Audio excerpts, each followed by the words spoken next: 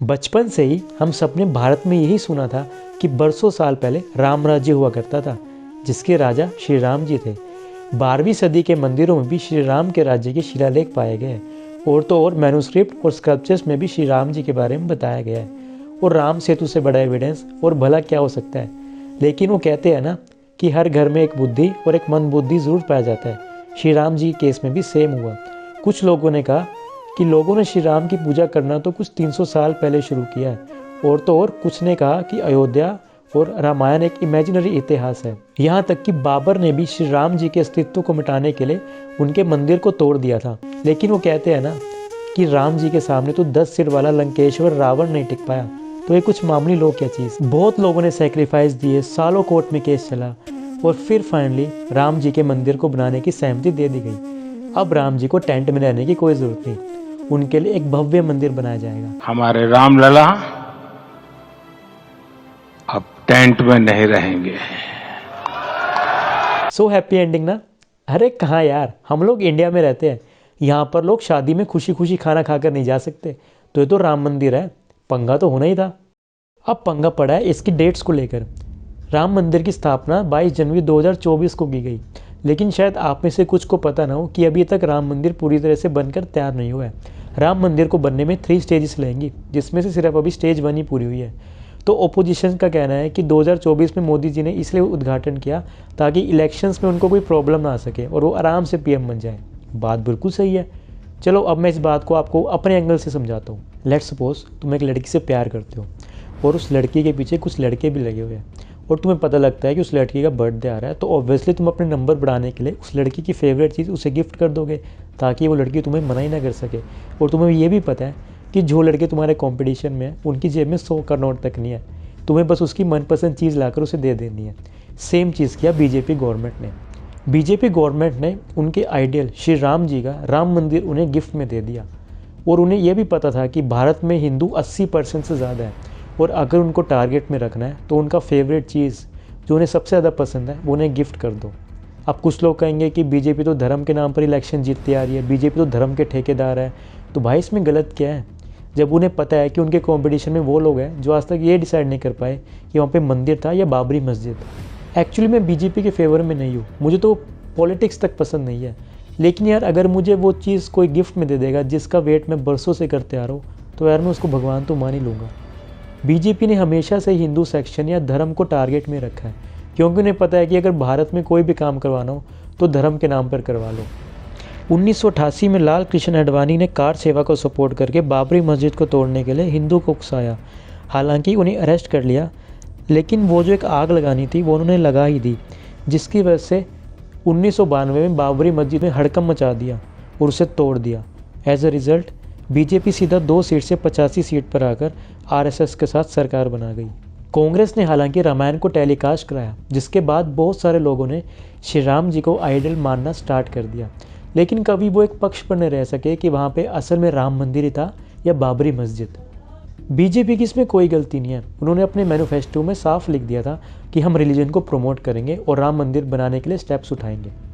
Again BJP ने उसी चीज़ को प्रमोट किया जिसके नाम पर उन्हें वोट्स मिल सकते थे और कांग्रेस ने कभी इतना दिमाग ही नहीं लगाया। उनका टारगेट रहा तो बस बचकानी हरकतें। अगर दिमाग होता तो राजस्थान में सचिन पायलट को ना खड़ा कर देते। गलती है तो हम लोगों की, जो धर्म का नाम सुनकर कुछ भी करने को रेडी हो जाते हैं।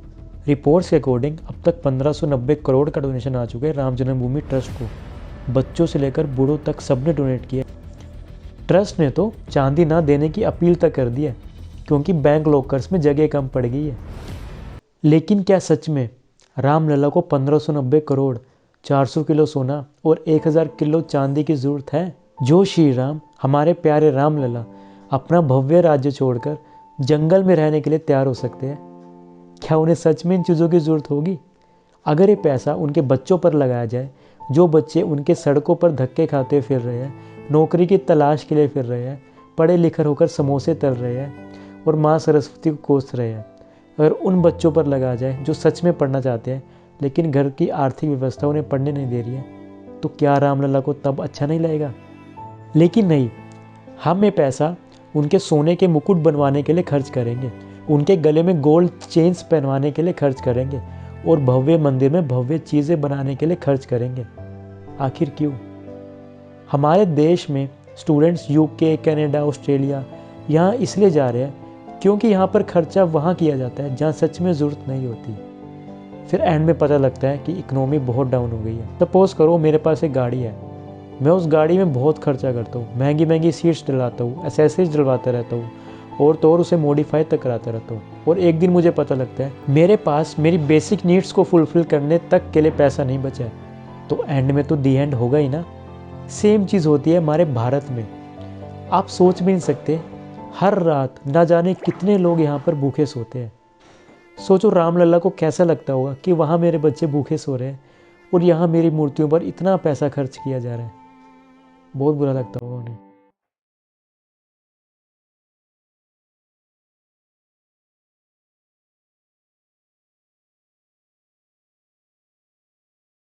राम मंदिर गिफ्ट में दिया, बहुत अच्छी बात है, लेकिन अगर हम किसी दूसरी जाति को नीचा दिखाएंगे वो बिल्कुल एक्सेप्टेबल नहीं होगा।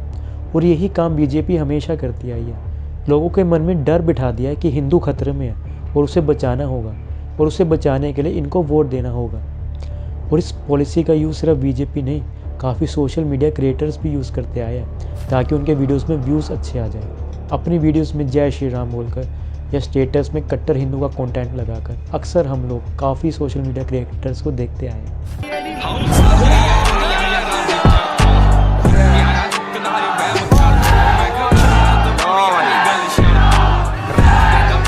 कि जो केसरी के लाल मेरा छोटा सा ये काम मेरी राम जी से कहते ना जय सिया राम, मेरी राम जी से कहते ना। सपोज करो अगर बैट्समैन विराट कोहली होता और श्री राम जी की जगह कोई मुस्लिम भगवान होता तो सबका सेकुलरिज्म जाग जाता और सोशल मीडिया पर कम्युनल राइट्स हो जाते। और पिछले वर्ल्ड कप मैच में पाकिस्तानी क्रिकेटर से भी यही स्टेटमेंट आई थी कि उन्हें काफ़ी अब्यूज़ किया गया ऑडियंस के द्वारा, और ये सब तो आपने सुना ही था। एक ही नारा गूंजेगा, भारत का बच्चा बच्चा जय जय श्री राम बोलेगा, भारत का बच्चा बच्चा जय। और अब इस गाने को सुन लो। जो राम को लाए हैं हम उनको लाएंगे, संतों नगरी को बाबा जी जलाए। भाई आप कौन होते हो राम जी को लाने वाले? राम जी संसार के संकट मोचन है। राम जी के बिना एक पत्ता तक नहीं हो सकता। वो अभी चाहे तो सृष्टि का विनाश कर सकते हैं। आप लाओगे उनको? पहले अपने अंदर झांक कर देखो और पूछो कि जैसे राम जी ने अपने पिताजी के कहने पर सब काम धंधा छोड़ दिया था, क्या तुम भी छोड़ सकते हो? मैं गारंटी साथ कह सकता हूँ तुम काम धंधे के लिए अपने पिताजी को छोड़कर जा सकते हो। अगर आपको भी लगे कि आपके अंदर भी राम जैसी भावनाएं है, तब उन्हें लाने का सोचना, और तब आप बीजेपी को भी सपोर्ट कर सकते हो। यार अगर आपको धर्म पसंद है या आप कट्टरवादी हो तो उसे दिल से फॉलो करो। किसी दूसरी जाति को नीचा दिखाकर अपने धर्म को ऊपर उठाना इज़ नॉट राइट है। और बीजेपी यही करती आई है सालों साल। उन्होंने दो देशों के बीच इतना नफरत पैदा कर दिया, दो धर्मों के बीच इतना नफरत पैदा कर दी है, जिसकी वजह से लोग बीजेपी को चाहने लगे हैं कि उन्होंने अपने धर्म की सेवा करी है, जिसकी वजह से उन्होंने अपनी कुर्सी पक्की कर ली है एटलीस्ट 2024 में। मैंने वीडियो की स्टार्ट में भी यही कहा था कि मैं किसी पार्टी के साथ या अगेंस्ट नहीं हूँ। आपने पूरे देश में दूसरी बार दिवाली मनाने का अवसर लाया, उसके लिए धन्यवाद। आपने हमारे रामलला को टेंट से भव्य मंदिर में शिफ्ट किया, उसके लिए भी धन्यवाद। आपने पूरे देश में लड्डू बंटवाए, उसके लिए भी धन्यवाद। आपने पूरे देश में झंडे लगवाए, उसके लिए भी धन्यवाद। आपने पूरे देश में राम जी के आने की खुशियाँ दी, उसके लिए भी धन्यवाद। लेकिन प्लीज़ अपनी पावर्स का गलत यूज़ मत करो।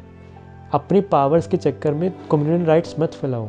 आपको जनता ने अपनाया है, 2 बार पीएम बनाया है, तो प्लीज़ उनके हित के बारे में सोचें। अपनी कुर्सी के बारे में बाद में भी सोचा जा सकता है। और आप सबसे भी एक ही गुजारिश है कि राम जी ने अपना पूरा जीवन दूसरों के लिए न्यौछावर कर दिया था, शबरी के जूठे बेर तक आ लिए थे, अपने पिताजी के लिए 14 वर्ष का वनवास तक मंजूर कर दिया था। अगर आपको भी लगता है कि आपके मन में भी राम है, तो प्लीज़ इस फीलिंग को बचा कर रखें, ना कि किसी दूसरी जाति को नीचा दिखाने के लिए इसका यूज़ करें। आजकल रिलीजियस वीडियोस के बाद हमेशा यही सुनने को मिलता है कि अगर आपको वीडियो अच्छी लगी हो तो उसे शेयर करें हिंदू में, और कमेंट्स में जय श्री राम जय श्री कृष्णा लिखें। लेकिन मैं ऐसा कुछ नहीं कहूँगा।